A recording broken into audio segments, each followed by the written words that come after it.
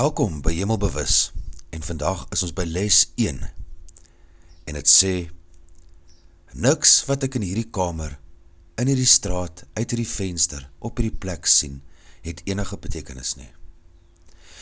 Kyk nou stadig om jou heen en oefen om hierdie idee baie spesifiek toe te pas op wat jy ook al sien.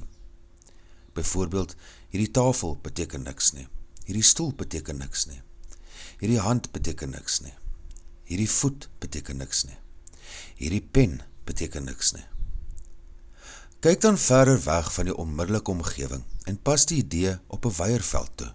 Byvoorbeeld, daardie deur beteken niks nie, daardie liggaam beteken niks nie, daardie lamp beteken niks nie, daardie teken beteken niks nie, daardie skaduwee beteken niks nie.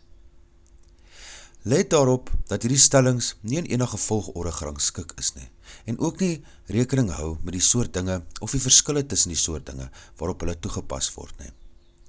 Dit is die doel van die oefening.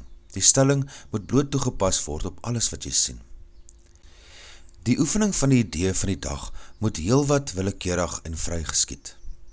Moenie probeer om dit op alles wat jy sien toe te pas nie, want hierdie oefening moenie 'n ritueel word nie. Maak slegs seker dat niks wat jy sien spesifiek uitgesluit word nie. Die een ding is soos die ander, sover dit die toepassing van die idee betref.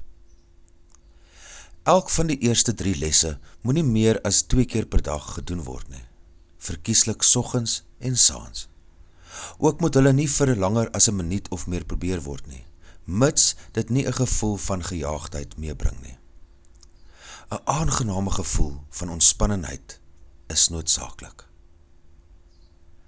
Dankie dat jy hier is. Onthou om die les te oefen. Vergewe, sien anders, leef in lig.